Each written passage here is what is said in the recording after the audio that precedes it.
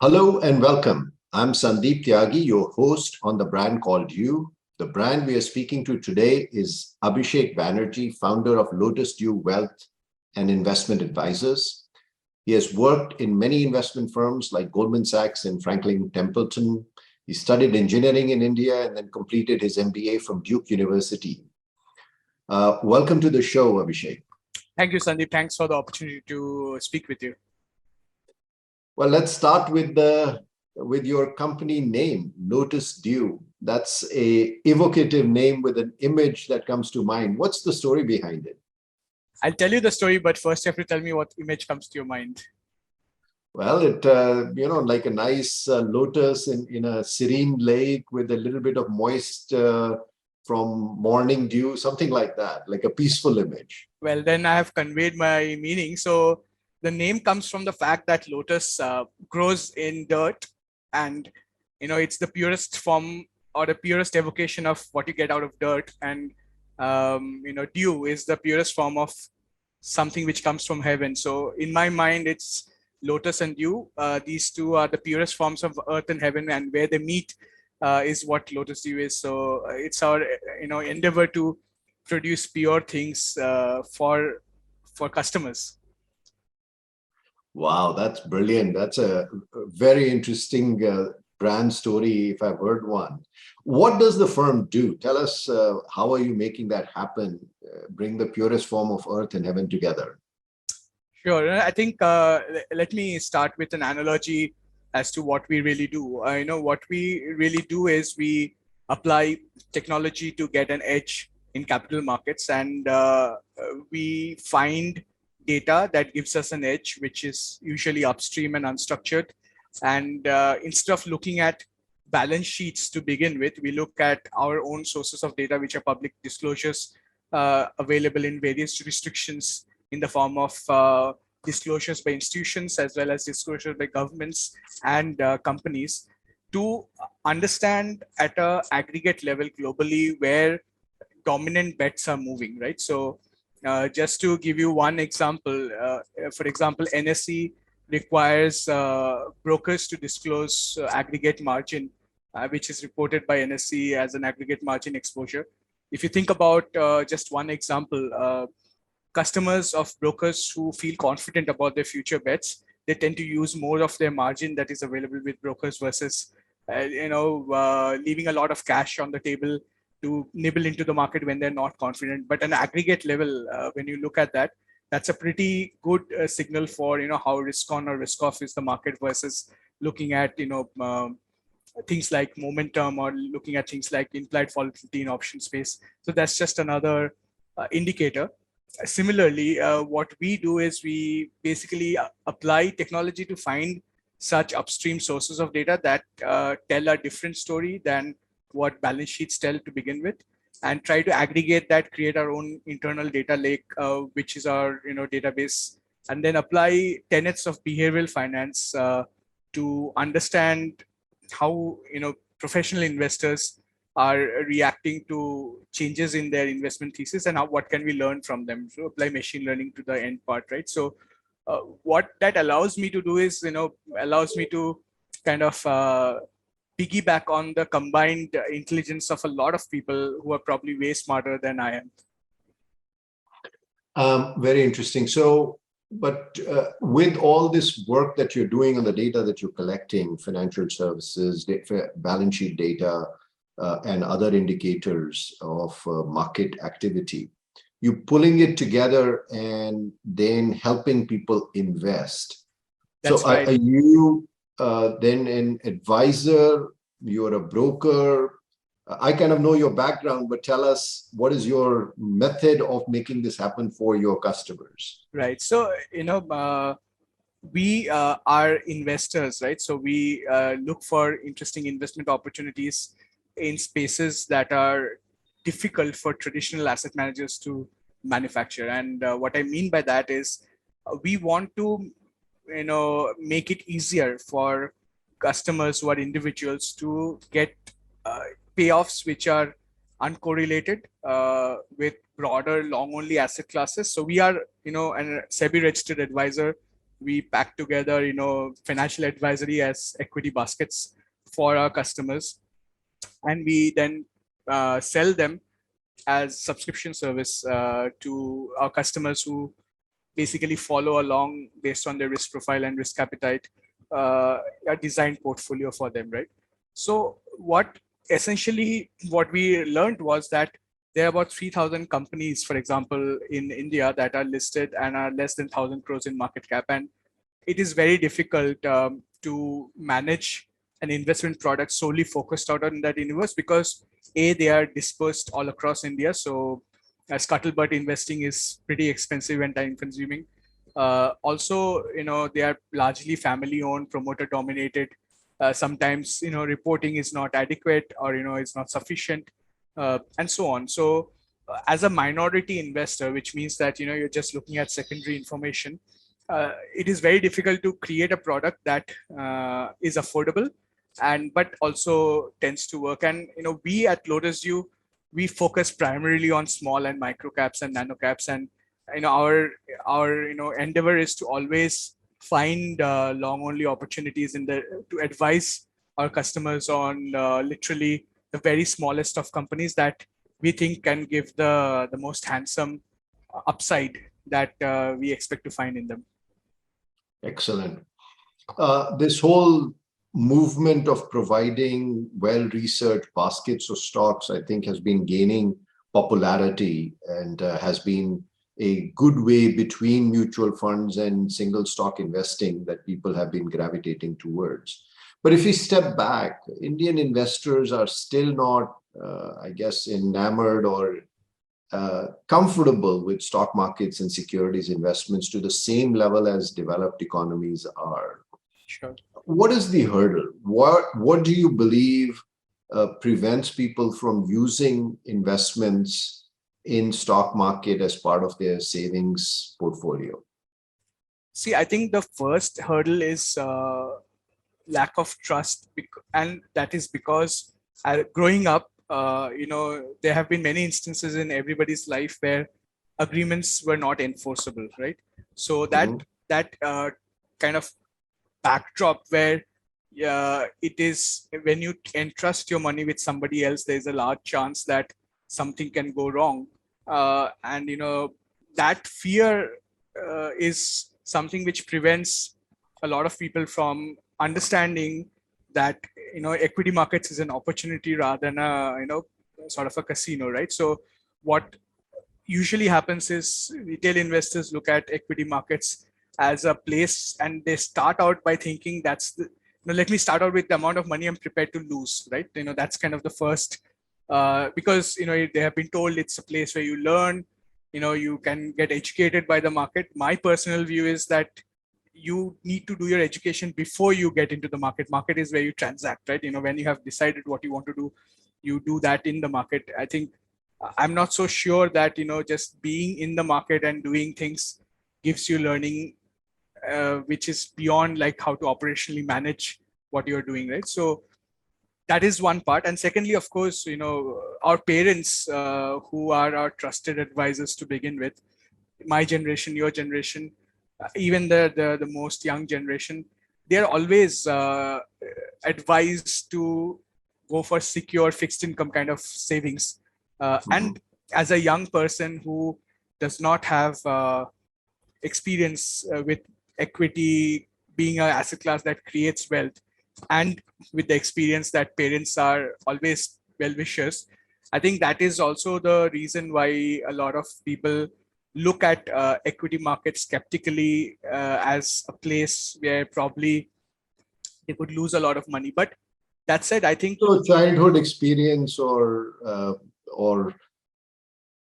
common experience of that volatility and lack of trusted guides take them through investment journey is what I hear as the big barrier. Now, you are creating something which is obviously a trusted intermediary. Do you see that you're able to connect with people? I know obviously you have had good success in building this platform and you have many loyal customers. How do you help create that trust? What is that conversation like? Is it simply your track record, or is there something else that you feel is an important aspect of creating that trust-based relationship to say, come along on this journey with me, you'd be okay? Yeah, I mean, one of my favorite hobbies is to call at least 2 to 3 of my customers every day, right? So I really look forward, because if you look at my past career, right, I've always met people like me who are in financial services, who are talking about investing. I think what is exhilarating about running this business is that you meet people from all walks of life, all age Mm, groups, all regions, and this is the real connect I enjoy, where I get to talk to people who are doing completely different things, successful in their own rights, yet are ready to delegate part of their journey of wealth creation to somebody else like me, right? And mm. I always enjoy talking to them. Whenever I talk to them, some conversations last even half an hour, 45 minutes, and I lavish time on these kind of conversations, because for me it's just understanding what is that they want out of it, versus like what I'm able to offer, right? So that's kind of my And way. that is to people who have already invested with you, or you Yes, also talk to people? Oh, okay. So you help invested, them. Mm, as well as people who have stopped investing. So I call okay, both, right? Just to understand, like, we always get some people who want to stop, and we right, ask them why did you stop, and the most common answer is, I had a target of 15%, I've made it, now I'm just going to sit on cash. So very interesting. that's kind of the downside of getting good performance as well. Interesting. Okay. I know you're an engineer by training. How does that apply to capital markets? Do you think capital market investing is more engineering or art? Absolutely not an engineering problem, right? So I think capital markets are a living, breathing organism, which draws energy from every participant, right? And it is not something which I think fits in the constructs of an engineering problem, where you have a few laws governing outcomes.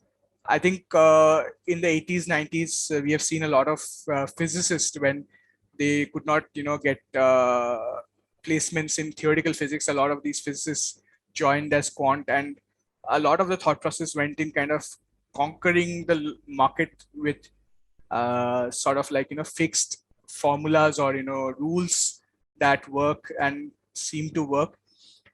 I think some rules can work for some time, but ultimately um, it is if you've seen the movie Avatar, right? There's this Mhm, concept of Eva, where it's a tree which embodies the conscience of a lot of ancestors. I think mhm. markets are, in my mind, that tree, right, where it is a living, breathing organism which exhibits the shared sort of like consciousness of every participant. So Very therefore, I don't think it's a engineering problem, but at the same time, there's a lot of engineering that goes into it, right? So if you I remember I met an asset manager in New York called Epoch Investment. One of the things that they talked about is the founder. He said that investing is all about measuring, right? So if you can measure better than others, or if you can measure faster than others, these are probably the only two ways that you can have an edge, right? And there, I think engineering can play a huge role, right? Whether Mhm, your endeavor is to be faster mhm. in terms of measuring, so going more upstream, going more quantitative, or better, where you're able to combine a lot of disparate data sources into a common thread. So I think that is where the engineering is, where you engineer the measurement gauges that you watch, but at the end of it, investing is, to me, an art, and where experience probably dominates intelligence. Very interesting. Tell us about your childhood. Where did you grow up? What was it like? Yeah, I think that my childhood had a huge influence of how I operate, right? So I grew up in a small town called Asansol in West Bengal, and my journey with technology kind of started when I was 10 years old. I was being a naughty kid at home during summer holidays, and my mother wanted to have a nap in the afternoon, and I would continuously kind of disturb her. So she took me to the nearest computer training institute, thinking that I will be occupied during the afternoon to play computer games while she gets a bit of rest. They didn't know what to do with a 10-year-old, and they didn't have any staff to kind of deal with that. So they put me in the normal programming classes that they were offering to graduate students.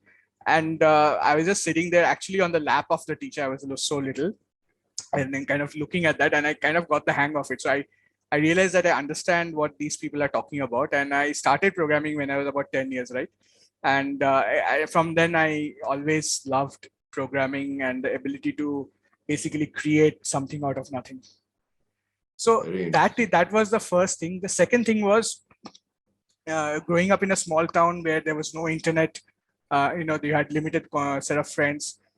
You had to have a very sharp power of observation if you wanted to have opinions, right? And which means that during that, while I was growing up, even my undergrad was in a relatively unknown place called Hassan in Karnataka. So lack of information allowed me to develop an intuition where I can look at limited information and possibly connect the dots faster than in a place where I was inundated with information and I had to basically pass through or filter out things. So these two things I think gives me a what I call my age is the ability to observe information and kind of connect the dots over a longer period of time.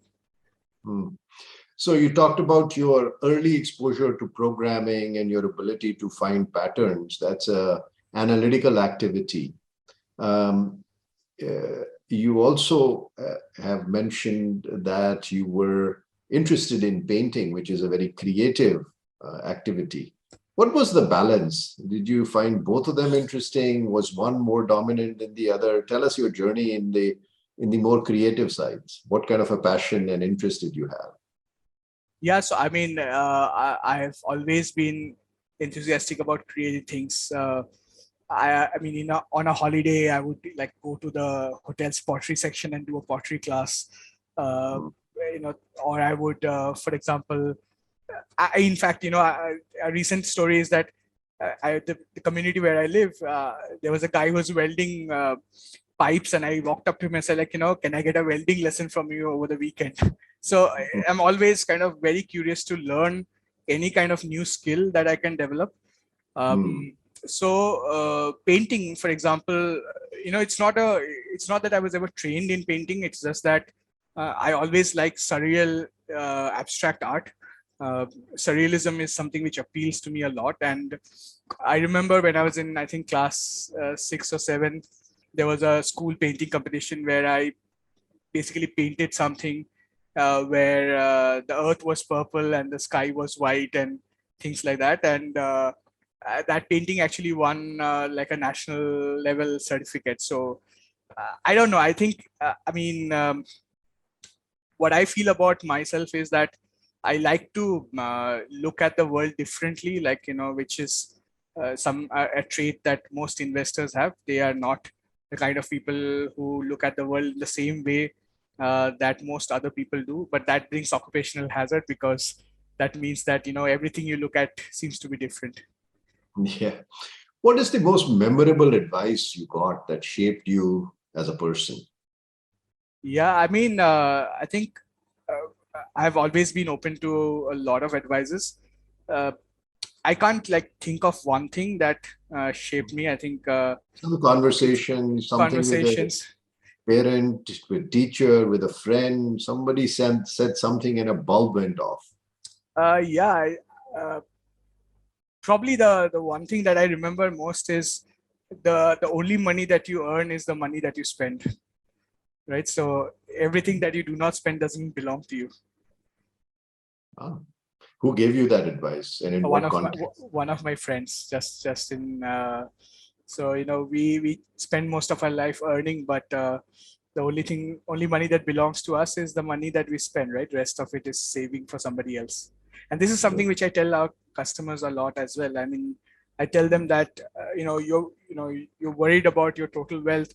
You'll probably be spending 10-20% of your total wealth in your lifetime, right? What you have saved. So why are you not risking the other part for the next generation? Like, you have that time. Do you think most people in India or most customers or clients that you are working with have excess money than what they're going to need in their retirement? Well, I think many of the people who have retired, whatever money they have, right, they are not going to spend all of it for sure, right? And whatever they're going to leave behind as inheritance for their loved ones, that can definitely be put in a basket, which is much more riskier than what they would need. Now, the question of whether they have sufficient to spend, I think that's a matter of lifestyle and how they deal with that. But they have enough. So, I mean, you can obviously over and underestimate what your saving needs are. General impression is that people are under saving, but it's interesting to note that some people may be over saving as well and are not allocating properly. I have some examples like that in my life. I think certainly my mother, for example, has over savings, and that was part of the culture as well. You saved as much as possible and did not really think about that. It just went to the next generation, and that's what you did. What is your own savings portfolio? So how do you invest your own money? Yeah, so I invest my own money in mutual funds because of the regulatory requirements to have a competing portfolio with my clients. So I basically just use mutual funds for my personal portfolio, so that whenever I have to liquidate something, I don't have to worry about informing my clients that I'm trading against them. So that's the main concern. I've always been an investor as a portfolio manager. So in every institution that I worked, these constraints were always there, and therefore I continue to apply the same to my own institution, including my employees. I keep reviewing their personal portfolio just to make sure that people who are aware of what's going to happen, they are in line with what is compliant. And But what that kind said, of mutual funds, if you were to put them in buckets or is the into same ones that I advise in the mutual fund portfolios that I make for my clients. So, for example, in small cap, I invest in DSP small cap fund. I recently upped my allocation in gold from 0 to 15% back in August last year. And that's the same advice I put out for my clients, where we even launched a specific basket where we invest half in gold, physical gold, and half in gold related equity.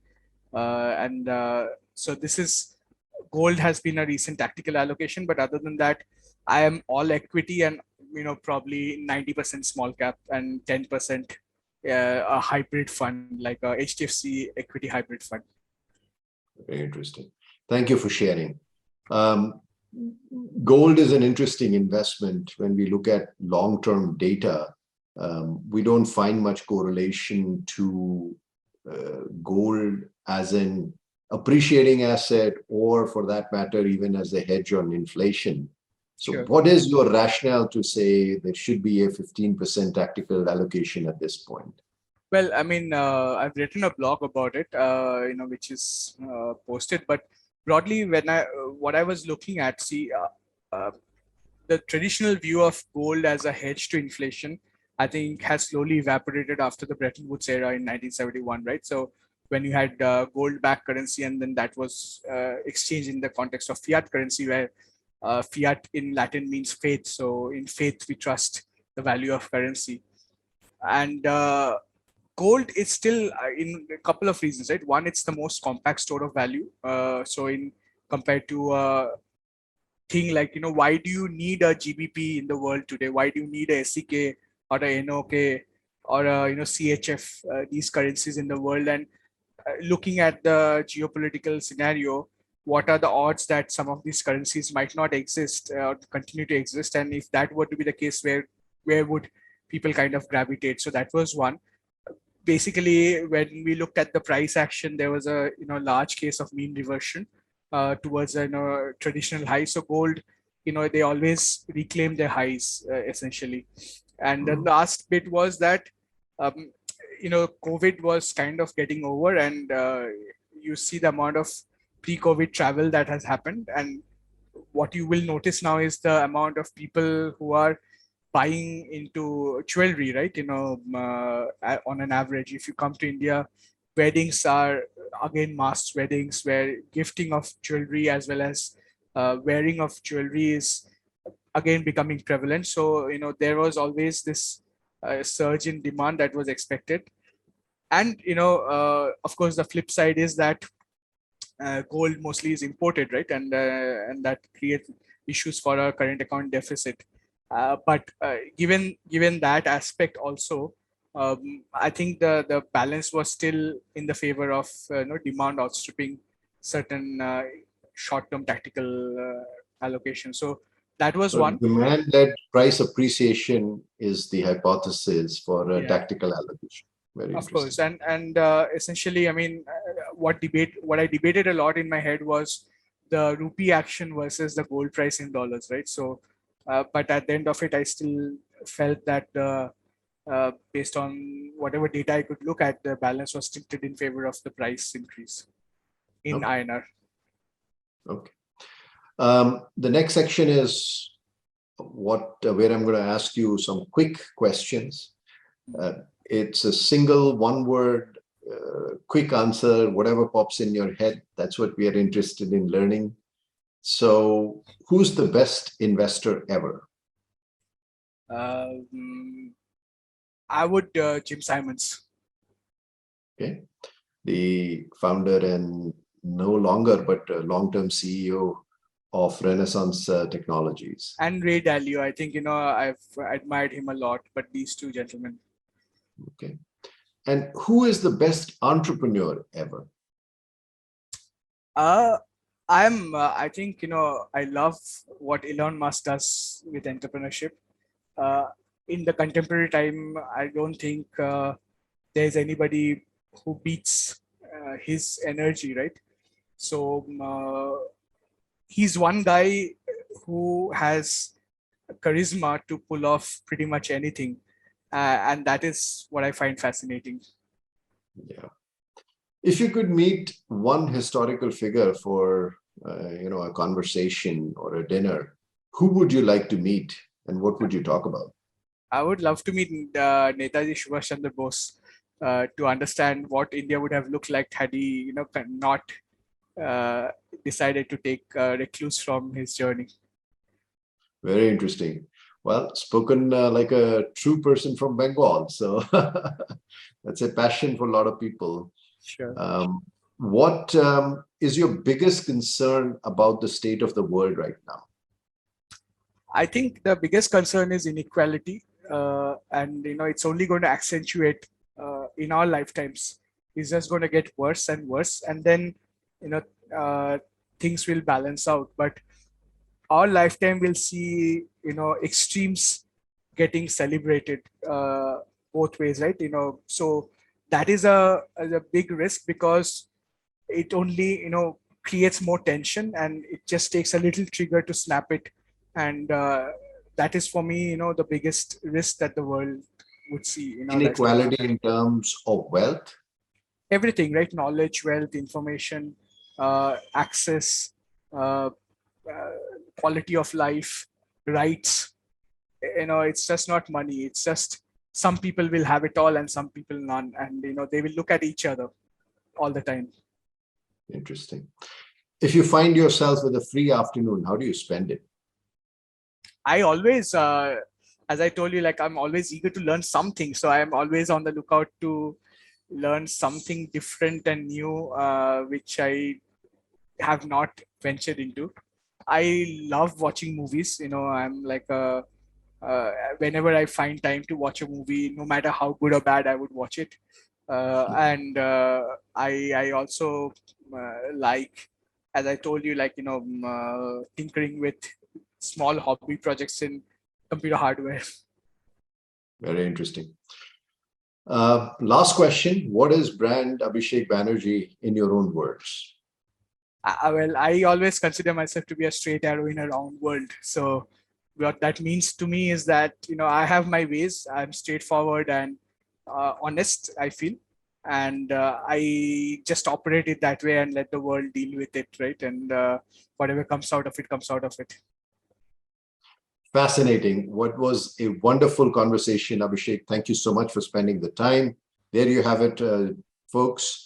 Straight arrow in a round world who is working to extract the best from heaven and earth and give you some interesting outcomes. Thank you for watching our show. Thank you very much. Thanks for this opportunity, Sandeep. Thank you for listening to the Brand Called You videocast and podcast, a platform that brings you knowledge, experience, and wisdom of hundreds of successful individuals from around the world. Do visit our website www.tbcy.in to watch and listen to the stories of many more individuals. You can also follow us on YouTube, Facebook, Instagram, and Twitter. Just search for the Brand Called You.